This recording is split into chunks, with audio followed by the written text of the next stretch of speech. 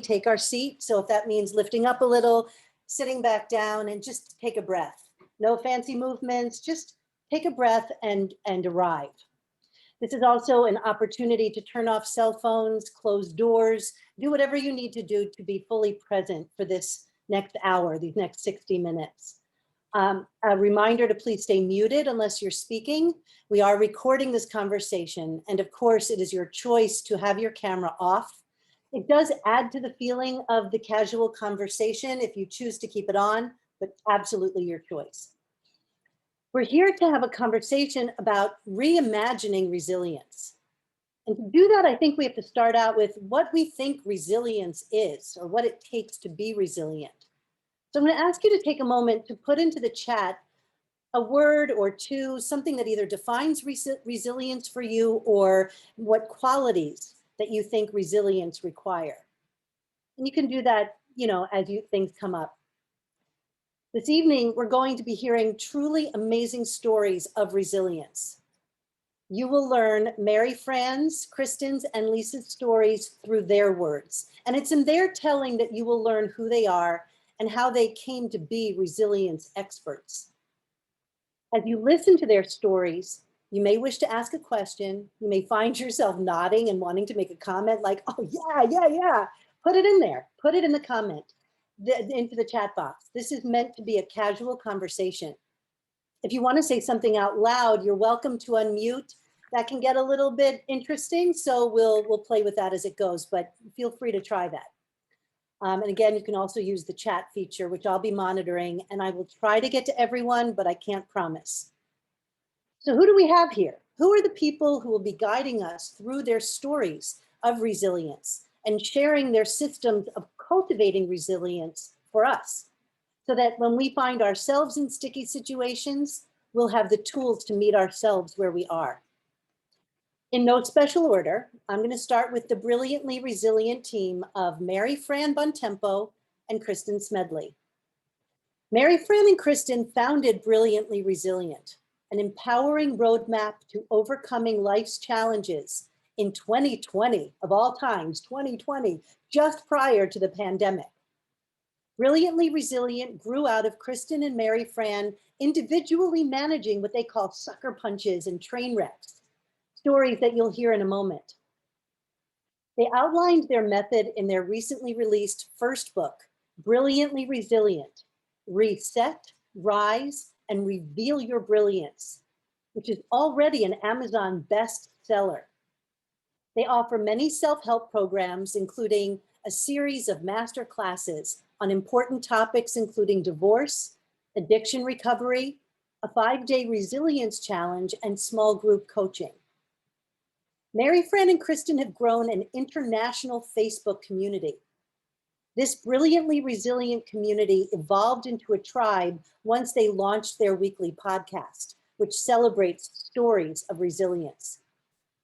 Both award-winning authors and speakers, including having given 3 TED Talks between them. They've appeared on numerous podcasts, local television, Fox News, NBC 10, and on local radio.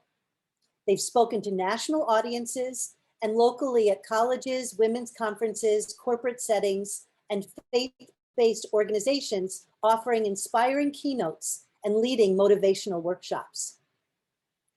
Dr. Lise Deguire, the author of Flashback Girl, Lessons on Resilience from a Burn Survivor, is a clinical psychologist practicing in Pennington, New Jersey. Dr. Deguire has forged a triumphant path towards love, health, and life satisfaction. She waited 50 years to write her memoir until her entire family of origin was gone. Flashback Girl was released in 2020 and has received over 50 Amazon 5-star reviews and has been a bestseller at Commonplace Reader for the last several months. Lise has appeared on NPR's The Pulse, Sirius XM, regional TV, ABC, NBC, Fox, and numerous podcasts. She is a regular blogger for Psychology Today and numerous other publications, and writes a bi-weekly inspirational blog, which can be accessed via her website. She is a national keynote speaker and has also spoken locally at various faith-based groups, women's conferences, as well as business and health organizations. I first met Dr. Lise Deguire when she gave a presentation to Congregation Colomet a couple of years ago. I had no idea what her story was, and as she told it and presented her ideas on resilience, she had us all rapt and eager to ask questions. Her tender story is best told from her voice, as all of the stories are. Please, I'll ask you to take a moment later, take some time after this experience, this conversation, to visit their websites and read their books. Resilience isn't just a story they tell, it's their mission. I am truly humbled and honored to be here in the orbit of these incredible, resilient women. I will be putting their information in the chat periodically, but at this point, I'm going to throw the whole conversation over to Kristin to start as she begins to tell you their story, her story, and then their story. So you're up, Kristin. Well, buckle your seatbelts if Kristin's leading the train here. We sound really important, don't we? I mean, that's the best part of this whole thing so far. Look how important we sound. I know. This is so great. I love that. I love that I'm wrapping up my weekend and launching this new incredible week that we have coming up for Brilliantly Resilience Mission with all of you. And to listen to that bio, I actually want to get a surround sound system in my house so that when someone like Sherry introduces me, my children could hear it, so they think that maybe I might know a thing or two in this world. Because clearly my teens know way more than me in this house. But anyway, so Mary Fran and I will touch a little bit on how we came to launch Brilliantly Resilient. You heard a little bit about it, that it launched in the pandemic, which I chuckle now. It was not funny then. Everything it just came crashing down with what we had planned. But we'll go into our individual stories, which will make you likely much more appreciate and understand why it made so much sense that we came together to do this mission, because on paper we don't look right together at all. Nothing is compatible. Zero. Somehow yet it works. Yeah. So thanks so much for having us. But I will briefly say that I'm listening to the intro that Sherry gave, and I just have to smile, which is why Mary Fran and I came together, because so many people said to us, "How do you still smile every day? How do you laugh so much?" With the journeys that you each have had. And mine, I know some of the folks that are in this room, and I'm so excited to see you all. And I'm also excited that I don't know a lot of you, and I'm happy to get to know you tonight. But perhaps there's a lot of you out there that are like me. I recently found out that I may be a little type A. I had no idea. Maybe a little bit. And the people that know me are like nodding, like, oh my God, you've been in denial forever. I just am one of those people that my whole life I had planned how my life was going to go. I set my goals and I achieved them. And as a matter of fact, I was with friends of mine from high school and from elementary school last night. And they were all nodding their heads that that's just how I've always been. I plan things, I do the work, I achieve the goals, right? And I had planned to be a teacher. I had planned to get married. I had planned the house I wanted to live in, like all of those things. Like I always say now, if I lived next door to myself 20 years ago, I would get on my own nerves. Like it was just way too much of all the Hollywood idea of the perfect life. I will say I planned and achieved. However, I dreamt my whole life to be a mom. And I knew my whole life that I was not just going to be a mom. I was going to be, of course, a better mom than I even had, and have this extraordinary time with a big family is what I had always wanted. I come from a big family. I have extraordinary role models in parents and grandparents. So I couldn't wait to be a mom.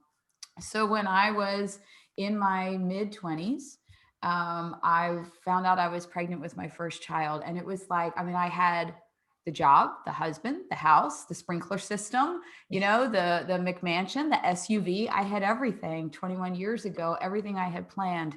And if you're also like me and you've carried a baby for 9 months or are very close to somebody that did that. You may have journeyed that like me, where, you know, you find out you're pregnant and you're like, oh, I just want a nice, healthy baby. And about 8 months in, it's like, well, he's going to be the starting pitcher, or he's going to be the quarterback, you know, and the valedictorian and the summa cum laude. And by the time my Michael was born, I was like envisioning the wedding and what his house would look like and all of the things he would achieve. And as I held this tiny little baby in my arms, I thought, I did it. I have everything I've ever worked for, everything I ever dreamt of. And then at about 4.5 months old, a doctor said to me, your son is blind. And ladies and gentlemen, for a planner, a type a check the boxer, there was nothing that could plan my head or my heart for that sucker punch to all of my hopes and dreams for my life, for Michael's life. And I literally crashed to the floor under the weight of such a diagnosis that I had absolutely no education and no training in. So I'm gonna leave my sucker punch right there and turn it over to my partner in crime, Mary Fran, to add her 2 cents of her sucker punch to this. Yeah, we call them sucker punches and train wrecks. So Kristin got sucker punched and I had a train barreling right down on top of me. So for those of you who can appreciate the reference, I was Marsha Brady growing up. I mean, I just did everything right. I did everything right. I didn't smoke. I didn't drink. I didn't curse. I do now, but I didn't back then. I curse a lot now, and you'll hear why in a few minutes, but I didn't back then. I did everything right. I sang at church. I taught at my kids' grade school, all that kind of stuff. And I just thought that if I did the right things, everything had to work out right. I mean, isn't that what we believe? Isn't that what we're taught? Like, you do the right thing and everything works out. And it did until it didn't. The day that it really didn't, and I'll modify this by saying I knew something was going on with my son, but I had no idea the extent of what it was. So on Mother's Day of 2010, we were at my mom's house and we were celebrating, Mother's Day. That day where they honor mothers and it's all about you, meaning me. It was supposed to be all about me. So I had left the room for a few minutes and suddenly I heard a commotion coming from the room that I had just left. And I ran back in to see my son, my oldest of my 3 kids, sitting on the couch, on the sofa, shaking uncontrollably. So we called the paramedics right away. And when they came into the house, they kept saying to him, "What did you take? What did you take?" And he refused to answer them. And I kept thinking to myself, what did they take? What do they mean? What did he take? Now, again, I'll qualify this by saying my son, I knew he had some problems. He was drinking way too much, but I didn't know what was coming. So when they finally got him into the ambulance, he answered the question, what did he take? And what he took was a pain medication that he had stolen that day. And he overdosed on that because, as the doctor told us after we got to the hospital, he couldn't get his hands on heroin that day. So on Mother's Day of 2010, I learned that my son was a heroin addict, in addition to being an alcoholic. And that moment changed everything. Everything about who I thought I was, about the life I thought I had created, about where I thought I was going, about where I thought my kids were going. Everything that I thought I had this foundation built on just crumbled. And that, my son, thank God, survived that night. But that was the beginning of our journey into what I call the 10th circle of hell, which is the journey of addiction. And I wouldn't wish it on my worst enemy. And now I will turn it back to Sherry so that Lise can tell you her story. And as we transition into the next story, I just want to read some of the things that came up on the chat of what the first impressions of resilience, because they show up in your stories and they're going to show up in Lisa's as well. Learning on the fly, strength and courage, not fighting change. My goodness. I mean, we're hardwired to resist change. one step at a time, finding purpose, self-love, surviving, adapting and growing, bouncing back from adversity even stronger. And there was another bouncing back from adversity.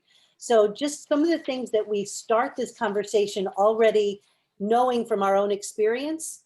And Lise, I'm going to throw it now over to you so you can tell your story, and then we'll start threading it all together.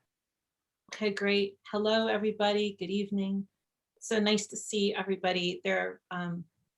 One of my brother's high school friends is on this call, and my best friend from 8th grade and her mom, and I could go on and on. I'm really just so happy to see everybody here tonight. I am a clinical psychologist, so you might think that I'm going to be talking to you about resilience from my knowledge base as a psychologist, and I am. But I'm also talking about resilience from my knowledge base as a survivor. I am a survivor of multiple trauma, as I would venture a guess many of us on this call tonight are. You know, trauma and hardship and loss and suffering is much more common than we tend to acknowledge or talk about or admit to other people. You know, most of us are on social media giving the flashy version of our lives, and you know, quite often what's really going on is a lot more difficult than that. My story starts as a 4-year-old. I was on vacation with my family. My mother went to start a barbecue that evening to cook us dinner. I was standing right next to my mother, and she poured something she thought was lighter fluid on coals and went to light it. It didn't light. So she took that can of something she thought was lighter fluid, turned out to actually be a highly flammable household solvent. She poured it on the coals, went to light it, and the can burst into flames in her hands, it completely enveloping my mother and I in a fiery ball. So we were trapped behind this wall of flame pushed against the fence of this porch where we were on. And my mother had a lot of limitations, not that she meant to, but she had them. And she took one look at this situation and figured out that the only way to save herself was to run through that wall of flame down into the nearby lake. And that's what she did. And she left me in the fire. So I was 4 years old, on fire and abandoned by my mother. My father saw me, figured out a way to reach in and grab me. He pulled me out, threw me in the lake, saved my life. But at that point, and this is, I should venture to say, they should say this is in 1967. And burn care was very primitive in 1967. I'm not saying it's a piece of cake now, but it was really primitive then. And I was 4 years old, burned 65%, 3rd degree. My lip was burned away, my chin, my neck, my arms were fused to my body. And that was the beginning of a very, very long road of treatments, which were incredibly painful and terrifying. A very long road of physical treatments and a very long road of emotional recovery. So I guess I should stop there. I feel like everybody stopped at the precipice of the really, really bad thing. And that was one of the really, really bad things, and I'll stop there. And your book does go into a litany of bad things. Unfortunately so. Unfortunately, but I mean, it just sort of speaks to the resilience. And what's interesting is, you know, you were 4 when you began this journey. So for me to ask you, how did you get over that initial overwhelm is not a question I could ask you. It's a question I could ask Mary, Fran, and Kristin. But then the similar question for you would be, you know, at what point did you recognize that you were overcoming that, or that you were meeting it, that you were resilient, that that was a word that described who you are? And then to sort of see, because there's maybe, I'm assuming this initial overwhelm when you are in it, you know, it's hard to sort of have perspective. So Lise, the first question for you is, when did you recognize that you were resilient, and what was it? You Are there know, any words?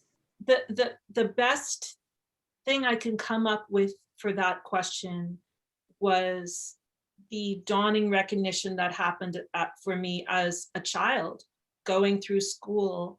And I mean, I was actually terribly bullied and harassed in school. I had a hard time there in many ways. And I would look at these kids and I think like, boy, they really seem to have pretty good lives. And I remember people saying like, childhood is the best time of your life. And I remember thinking, oh my God, if this is the best time of my life, I guess I'm doing okay, because this is not the best time of my life in any way. So it was just sort of, I think, a growing recognition of what I was experiencing versus what the other kids were, and noticing that adults like to talk to me, and that I had a lot more in common with people who had been on the earth a lot longer, and that I could get through these terrible things. Many years ago, I had a theater director who used to say, you know, it's important to be in the, forgive me, but in the vat of shit. It's important to be in it, to wallow in it, and to feel that the sadness, the pity, whatever it is that is there in the beginning. But it's just as important to get out of the vat. So my question then to Kristin and to Mary Fran is, you know, how long were you in the vat? When did you realize you were in the vat? And how did you get out of the vat? Oh, well, here's the answer to that question. You can stay there as long as you choose to stay there. Because one of the things that Kristin and I say, and again, this minimizes nothing in terms of your experience, because you do have to acknowledge it. You do have to honor it. You do have to recognize that this is bad. You know, whatever this is, it's bad. But you do have an opportunity to make a decision. And the way Kristin and I put it is, are you going to live there or are you just visiting? And anybody can make that decision that this experience, whatever it is not going to define every single moment of the rest of my life in the sense that I'm going to live as a victim. And you know, there's a very powerful shift in your mindset that happens once you say, I'm not living here. I will visit it, I will learn, and I'm moving out. What was that moment for you? Or, I mean, how long do you think you stayed? And what was it that helped propel you out of it? Honestly, for me, it was my son's overdose. I mean, everything for me happened like, I shouldn't say it happened quickly, because we were having a lot of problems with David, but they didn't have a name.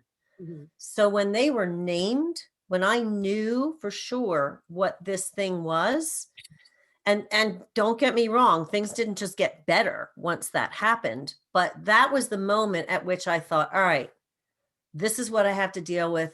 I'm going to make a plan, and we're not staying here forever. This is not going to be my story for the rest of my life. I had 2 other kids. I had my daughters and my husband, and I was not going to let this define all of us. And that's pretty much what I told my son when I got him into treatment. I think Kristin's story is probably a little different. I think I know maybe where Kristin is going to go, but I want to hear it again. I love the story about that moment when you kind of shifted gears. Yeah.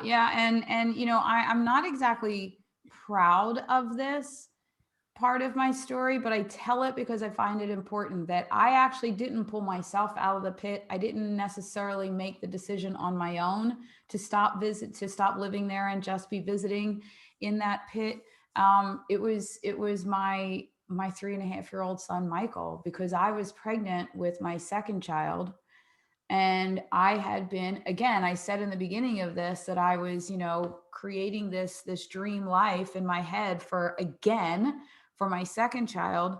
And I knew when Michael was diagnosed and they told me about his blindness, that there was a 25% chance of every pregnancy having that blindness again, having that diagnosis again. And I joke that my memoir could very easily be titled The Delirious Optimist, because I am quite the delirious optimist. And I had for 3.5 years been praying blindness away. And I was a very angry person. I was smiling all day and crying and praying all night, because every morning I'd walk back into Michael in his crib in his little toddler bed, and blindness was still there. And I thought for sure my second child would not be affected because 75% was a much bigger number for the delirious optimist. And one morning, the math major, Kristin, showed up and said, oh my God, 25% is a really big deal. Like, this child really could be affected also. And I was in my most ugliest of ugly cries, my most tumultuous tantrum that was, some people call a air quote prayer. I was in a full tantrum, and I was scared to death that my second one was going to be affected because I had not gotten my head around my first child being affected with blindness. And in bounced my Michael at 3.5 years old with I used to call him the Jerry Maguire glasses. If you remember that movie, and the little boy had the little wire rim glasses. And Michael bounced into my room and he said to me that morning, Mommy, isn't this the best day ever? And I thought, your life is going to be so incredibly awful. You have no idea how much you're missing out on. You have no idea that the world will expect nothing from you. How is this the best day ever? And all I said to him was, how is this the best day ever? And he said, the sun is up and I have all my toys and I'm just so happy. And it occurred to me in that minute, I always say that if Hollywood wrote the movie, there would be lightning bolts and the soundtrack would start and the orchestra would play, because that was the moment that delirious optimist Kristin and realist Kristin finally realized that I had prayed blindness away for 3.5 years and it was taken away, but it wasn't Michael's blindness that needed to go anywhere, because he didn't see blindness as a problem. It was my blindness, me, his mom, being blind to all of the opportunity he still had to live an amazing life. I was the only one holding him back. You guys, I had dreamt my whole life to be this extraordinary mom, and I was the one person in the way of my little guy having the most extraordinary life. So luckily, Michael, in his joy and his love and his brilliance, knocked me out of the pit that day. And then I just had to make the decision to say, okay, I have no idea how to do this. I mean, I was terrified to raise not just a child to survive blindness, but to thrive. I was terrified of how to do it, but I realized that Michael deserved my full attention and effort to get him the tools and resources he needed. And then subsequently, his brother, who was diagnosed not that long after that, after he was born, he has the same blindness. And it was my role as their mom to get them all the tools and resources that they needed. So I always joke that I cheated a little bit. I needed my little 3.5-year-old son to push me out of the pit. But I will say, thinking about his little face, and if you're struggling with something right now, or if something comes along that you just cannot figure how you're going to get yourself up to reset and think about it differently, think about my Michael and a cute little face saying, isn't this the best day ever? And he made me look at it completely different. Wow. So it feels like there would be different things to say to people who are in the acute, painful situation that is going on. I'm curious about, I know that you all got yourselves out. You weren't living there. You didn't unpack your bags once you got there. But how long was it from the time you got out of the pit, the vat, when did you guys meet Mary, Fran, and Kristin, and then you guys hook up with Lise? And because each of you, Brilliant, Resilient, and Lise, Dr. Deguire, have systems. You have actual methods, ways that we can meet our situations. But I'm guessing, and I don't know much about it, that you kind of have to be past the acute stage, or what do you do when you're in the acute stage? Because many who are suffering, are like, yeah, nice story, but I'm just not there. In a place to meet people where they are. So I don't know who wants to go first. Lisa, I see you have a hand up, so go ahead. Yeah, I really want to go first because I have been walking around telling my story now for about a half a year since my book Flashback Girl came out. And I think that it is very easy to talk about being resilient and recovery and being strong. And it can kind of make it seem glossy, and it can kind of make it seem like, well, just think of it this way and you're good. And, I have tools that I will talk about if you're interested in, and ways to think about things that I think can help people truly. But I think it's a mistake to make it seem like recovery happens like that. Because for me, I want to be clear, it took me 50 years. And I'm not kidding. It took me 50 years to really feel fully healthy and whole. And I don't mean that even in a negative way. People might say, oh, I have 50 years. And okay, I get that. But healing, real healing, is not a flash in the pan thing. Real healing, I think, for me anyway, involved therapy and really good friends and really working on myself a lot. And so I just think that's important to put out there. We can help.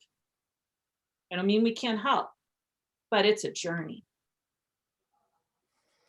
I mean, I would have to fully endorse that, because Kristen and I always say, you don't get brilliantly resilient. It's like you don't arrive there. It's not some place that, the magical land that you get there and go, oh, hey, I'm brilliantly resilient now. Everything's great.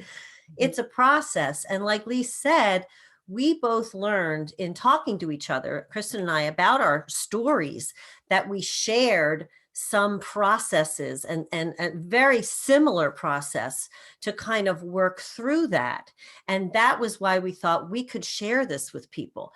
But as Lisa said, this is not something that you go, oh, all right, I'm just not going to live there and everything's going to be great. I mean, that is step one of a very long bullet list of here's what you do. But I think the key is there are things that you can do. There are very practical methodologies that you can put in place. And I will say this, when you are in that acute stage, and this is one of the things that Kristen and I say, don't do anything but live within the next 15 minutes. That's it. That's all you got to do. When you're in that acute stage, it's not about, what life's going to be like 6 months from now. It's about that 15-minute time period.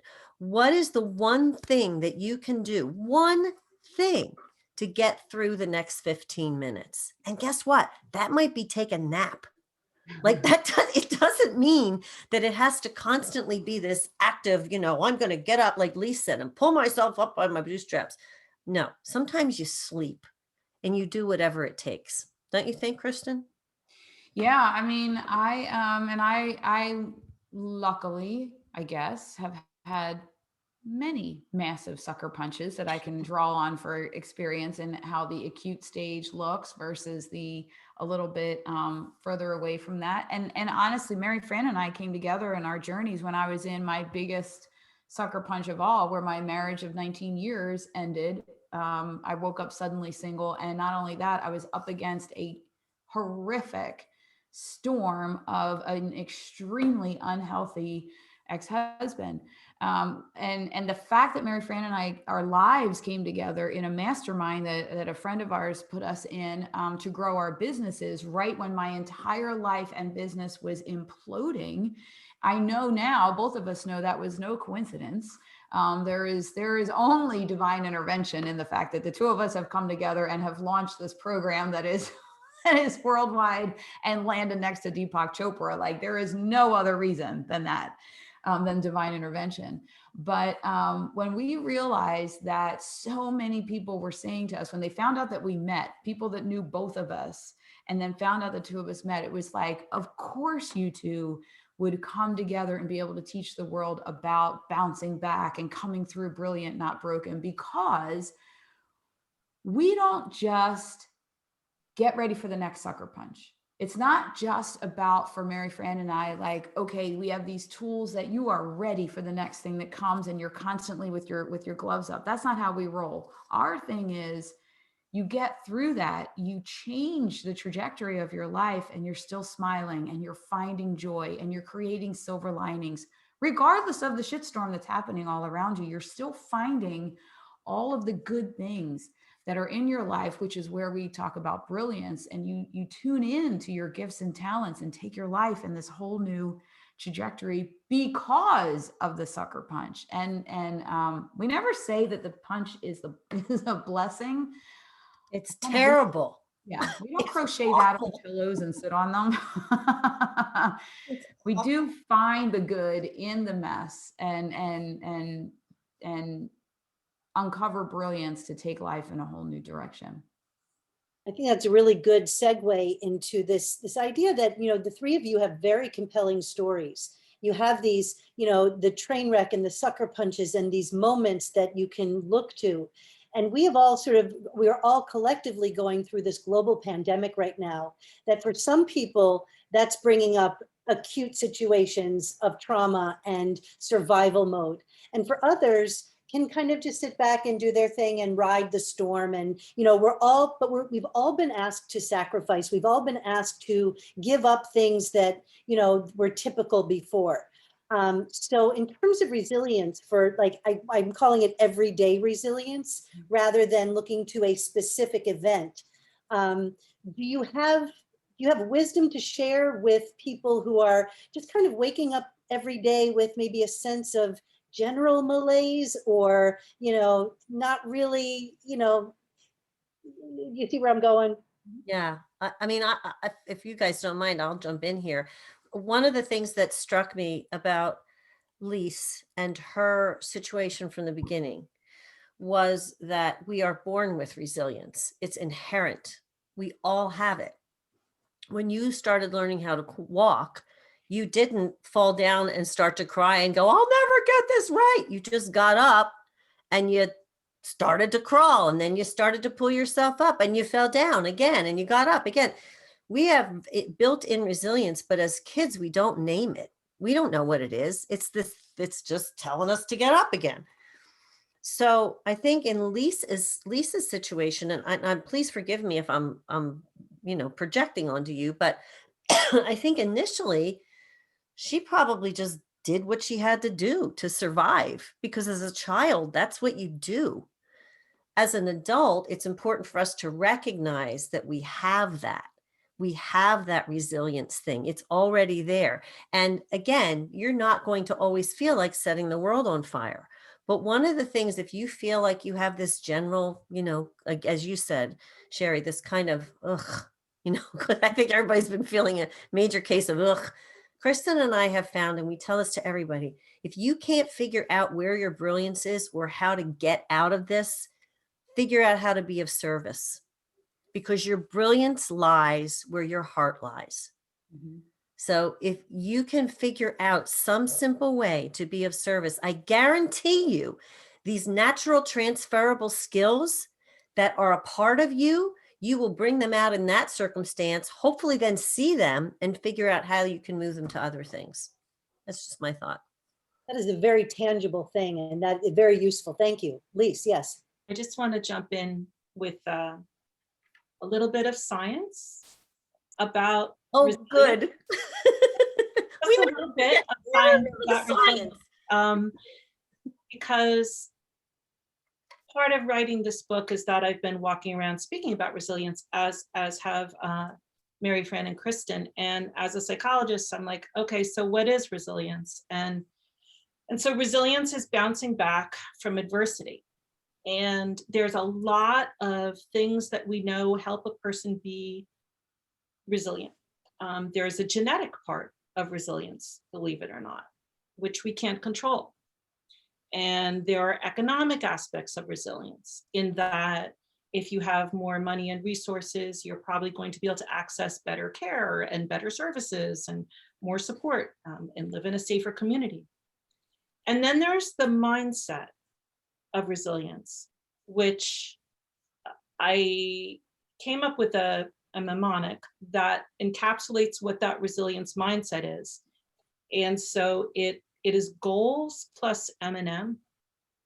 So the G in goals is gratitude. The O is optimism. The A is active coping. The L is love. The S is social skills. And then that M&M, that's meaning making. So all of these things, gratitude, optimism, active coping, love, social skills, and meaning making. All of these things are skills that we can learn and skills we can develop and skills that psychologists actually really work on a lot, helping people to develop. So I like to kind of put that out there when I speak, because I think that there are people who walk around in this world feeling like I'm a pretty resilient person, like Mary Fran and Kristin, and I'll say myself. And I think that there are also people who walk around saying, I am not a resilient person. And if you know what the mindset is, that means you know what to work on. So I just want to toss that out there too. Very nice.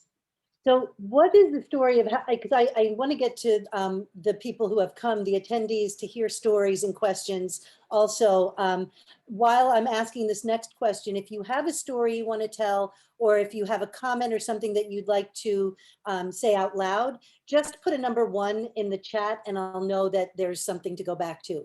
But the 3 of you, how did you meet and what was that like? I feel like it was probably alchemy when you met. And I know because you both have these systems, rather than saying what is similar, where do you diverge in your systems, if at all, which may not be a thing. So how did you guys meet? Our mutual friend Lisa Gage introduced us. Lisa Gage, who is my marketing friend and also just my friend, does wonderful work. She introduced us. Yeah, and Mary Fran and Kristin asked me to be on their podcast, which was just a blast. And that's how we met. Yeah, we had a great time. And I would say, as far as the Kristin, I'll let you tell how we met, but I think I would say, honestly, the only way that we diverge in any way is that Lise has the scientific background to pretty much back up everything that Kristin and I stumbled and bumbled our way through. I mean, that's pretty much it, because we all, I feel like, have very similar conclusions about all of this. But Kristin and I were just like, well, I screwed this up really badly, and then I figured that out. And that's how we kind of came to it. And Lise has the added, advantage of saying that scientifically, pretty much everything that we, like I said, fell into has a basis in fact. So that's refreshing. Yeah, I'll also add that I think you heard in the stories, and you can probably surmise for yourselves that, Lise lived it, lived her uncovering resilience nonstop from the time she was 4. Whereas Mary Fran and I were kind of thrown into it because of our children, mine being from 4 months old and Mary Fran with a teenager. And then all of the other things that have happened to us along the way, we utilize the skills that we learned in terms of living brilliantly resilient through our kids and helping them in our own lives with things like, for me, divorce, bankruptcy, and all that kind of stuff, all this uplifting stuff that's happened in our lives. And I'm telling you though, you guys, so many people came to us and said, how do you laugh and smile every single day? And to that point, when we were supposed to be out doing, literally on my computer, our thing says that we started a year ago, Brilliantly Resilient World Domination Tour. That's what the file on my computer says. Go bigger, go home, right? We were like, we are TEDx speakers. We are best-selling authors independently coming together. We're taking over the world, right? And then the world was like, oh, we got you. We're shutting you down. We're bringing this stupid little thing called COVID in. There were no live events anymore. There was nothing. And it became a true, Mary Fran said it earlier, if you're feeling a tug, if you're feeling uneasy, if you're feeling something, where do you start? In service? Because after we took a breath and I stopped crying every 5 seconds over having, 3 kids by myself with, this whole COVID thing, scared to death. Mary Fran and I were talking about, first we did visit Poor Me. We did visit we were supposed to be, I'm looking at 3 college tuitions. And I thought that this big speaking tour and the new book was going to be this extraordinary thing. And I'm like, oh my God, what do we do? And within a couple of days, we were like, we know how to run Zoom. We have a lot of friends that have had crappy journeys too. why don't we turn this into, let's just talk on Facebook. And we utilized whatever talents we had in the moment that the world needed us. And we went live for 100 days in a row. And then we tweaked it from there, just talking about people bouncing back, bouncing back, bouncing back, bouncing back. And honestly, it was in service to everyone that we knew on Facebook that was coming into our community.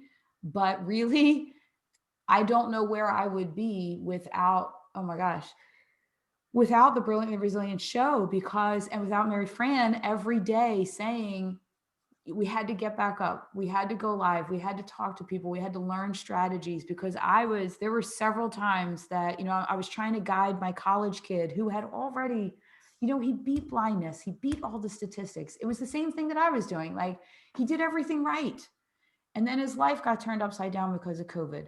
And then I have my other two that were struggling with other things, and we're all in the house together.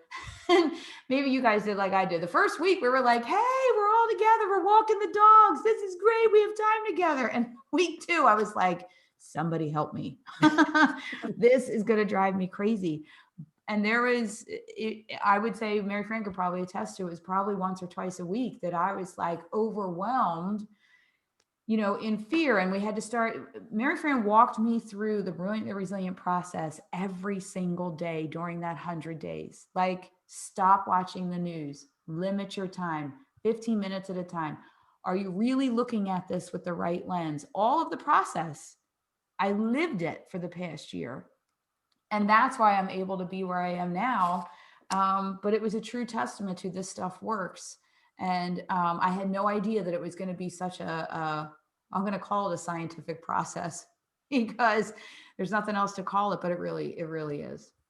Arlene, did you have a question or a comment? I saw your hand go up. Oh, you're muted, so I can't hear you.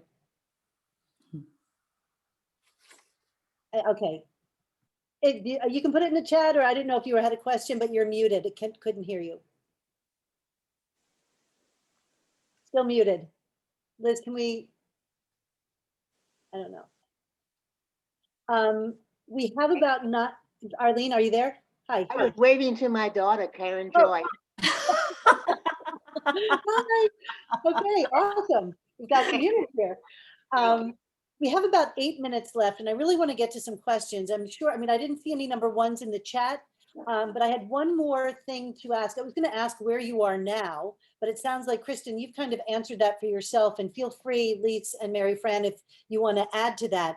But my final question was really to give us your 30-second elevator pitch. If you were to meet someone who was curious about the work that you do, about your experience getting here, what would you say, in our 2021, mindset that our attention span? And whoever wants to go first. Lisa, you're still muted, babe. Lisa, did you want to go, babe? But you're muted. Oh, and I see Anne has a question, but let's do the 30-second elevator pitch, and then we'll get to questions. You can go to the bottom of your screen where it says reactions, and you can put a hand up if you wish. I see Anne, but go ahead, Lise. Okay. So what I would say is that life is a lot harder than we tend to acknowledge to ourselves and to other people. And it is by the honest sharing of our true stories that we can really connect to other people. And it is through those connections that we heal. So my story, there's my story, is about going through what might be a life that someone would think you couldn't possibly ever get through. There was certainly a time that I would have been thought to be the most unfortunate girl anyone ever met. And coming out the other side and building what is now a really beautiful life. And my hope is, by writing the book, that I can inspire people to know that they too can make it through very difficult things. There's a path forward. No need to feel hopeless. And if you love someone who's also going through something very difficult, you can help them. and there's hope for all of us. So having said that, my husband would also want me to tell you that it's also a really good read. Because I think sometimes when you talk about suffering, and I think Mary, Fran, and Kristin can relate to this, when you talk about life is hard, you know, we're struggling, it's tough, it can send this sort of gloomy feeling out there. But it doesn't have to be that either. You know, it's the human spirit is amazing. And what we can endure and learn from and overcome is amazing. So there's a lot of joy in my story and in the concept of resilience in general. Passing it along. Give me your elevator speech. I'm done. I would say for us that we've boiled things down to a lot of sort of what we call through lines, only because it's easier to, to kind of get them out there. In echoing everything that Lise says, no life avoids complete pain. No life avoids that. However, we can decide that we are not going to live in that place. We can act 15 minutes at a time to get through that challenging part. There are processes that you can put in place. And if you live in a place of service, you will find your brilliance. And if you let go of the way you think things should be, you can make room for what they could be. And that often means recognizing that the path, we have to make room for evolution of our path. Nobody, I will venture to guess that there's not a single person on this call that can say that their life is going exactly as they want. But the difference is when that happens, how do you approach it and what do you do? And, Lise, as I said, Lise has the science, Kristin, and as well as the sucker punch for sure. And Kristin and I have our personal experience. And I think all three of us now live a life that we could qualify as brilliantly resilient. And it's a work in progress because we live and we come from a place of service and we put these things into practice every single day. Nice. Kristin, did you want to add something or do you want to go right to the questions? Did that answer for you as well? I'll just say one thing, that if I can do it, anybody can do it. I mean, if I went from crying on my couch literally for 3.5 years, thinking that my life was over, to now mentoring families around the world of how to raise a blind child to thrive, not just survive, and team up with Mary Fran, who also, sat there and looked at her life and never thought that she'd be out there mentoring families on how to survive addiction and thrive.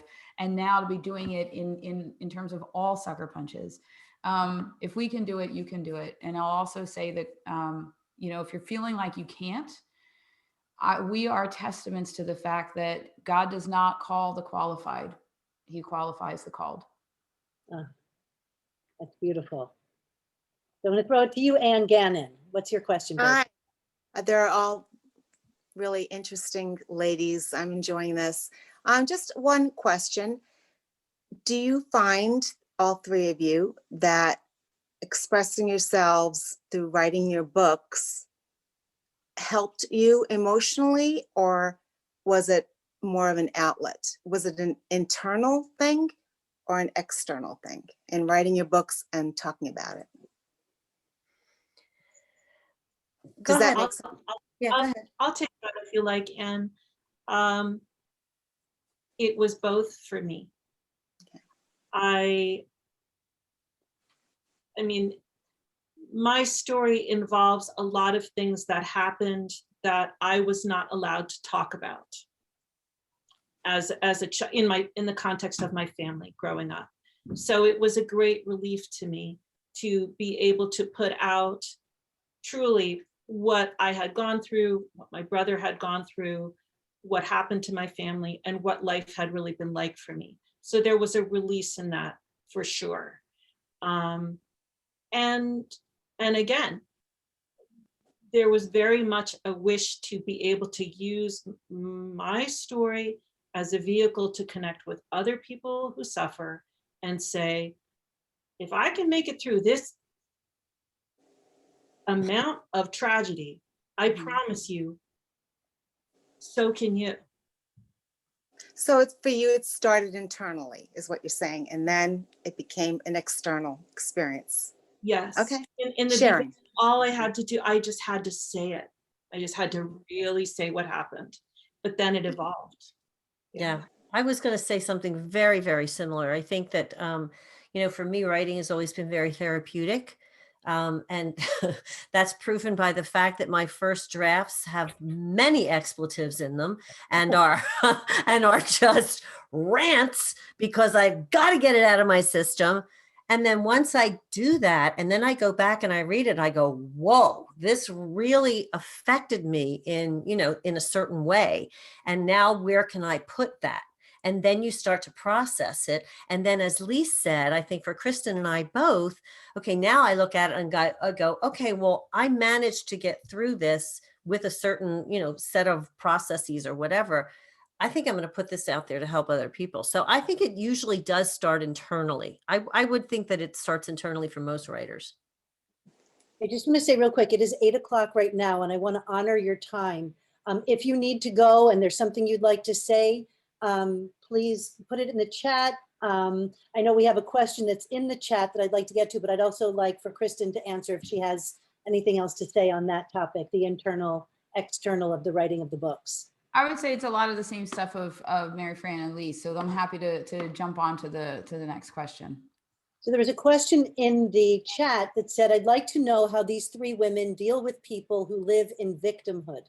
Cut them off. No, I'm only kidding.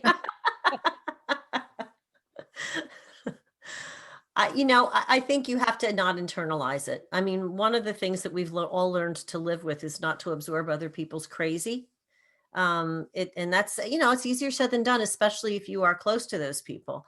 I think maybe Lisa's the person to really address this, because there may be certain ways to manage people in your life like that. I try to be supportive, but like I said, not absorb it.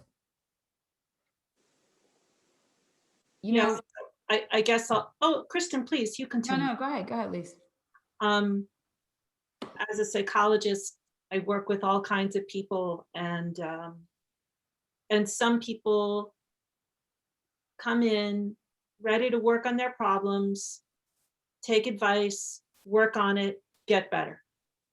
And some people come in wanting to talk about their problems, and that's all they do, right? They never take the tools.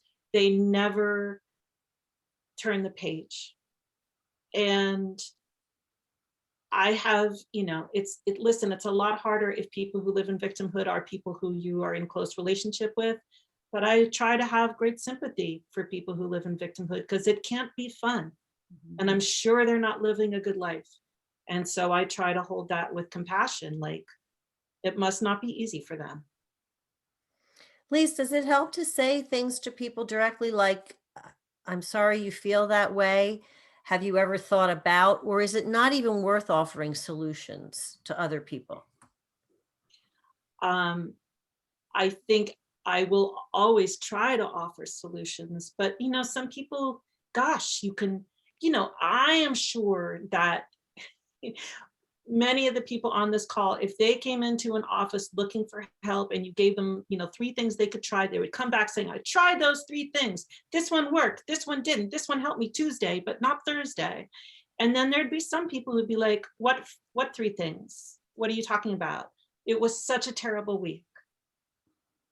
And I just I wind up honoring that, because I just think some people, that's as good as they can do. I think that's an important statement, that people have to realize that people are doing the best they can, right?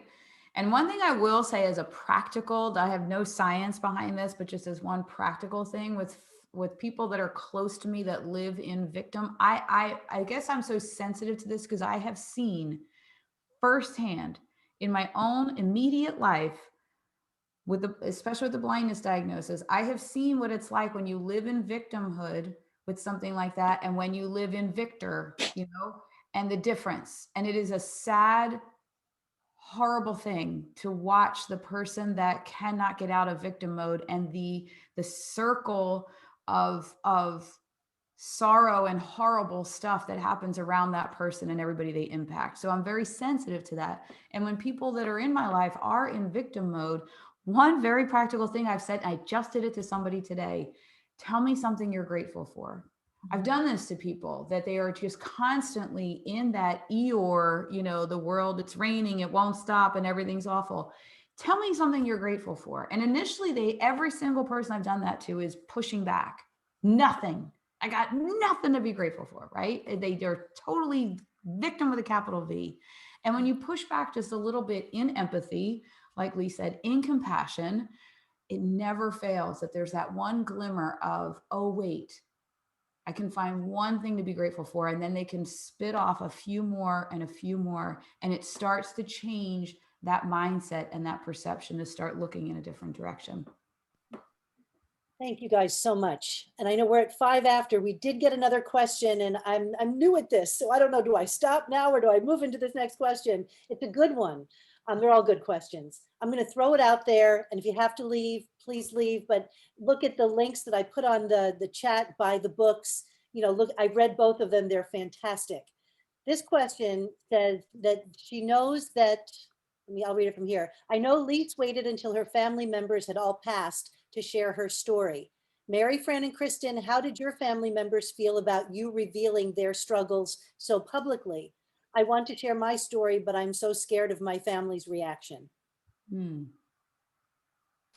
I would say for me that obviously you have to be very clear on what your purpose is here. What is your purpose in sharing this story? If your purpose is to serve a greater good, or even if your purpose is something a little bit more personal, you just have to be careful that it's not exploitative. Obviously, you don't want to ever do anything to exploit a situation. In my particular case, my son and I both decided that, and by the way, I will say my son is healthy today. He works on his recovery every day. He is a married father of 3. I mean, it was a lot of years of like the 10th circle of hell. It was a lot of years. But when he finally made the commitment to get well and was a number of years into his recovery, we both decided that our story was not, unfortunately, a common one, that many people that we knew did not have that result. Many people that we knew, kids were lost. I mean, families were destroyed. We felt that if we could be of service, again, there's that idea, to people, that he was fine with me sharing his story, and he shares it very publicly too. So again, from my perspective, be very clear on what your goals are. And if you're really concerned, you may need to have a conversation with people and tell them exactly what their goals are. The other side of the coin is if it's something that's that important to you and people are angry, well, you have to weigh that against the good. We'll use that to round it up and to just thank you all so much. Liz, is there anything you would like to end with? Besides thanking everyone for coming and for being part of this conversation.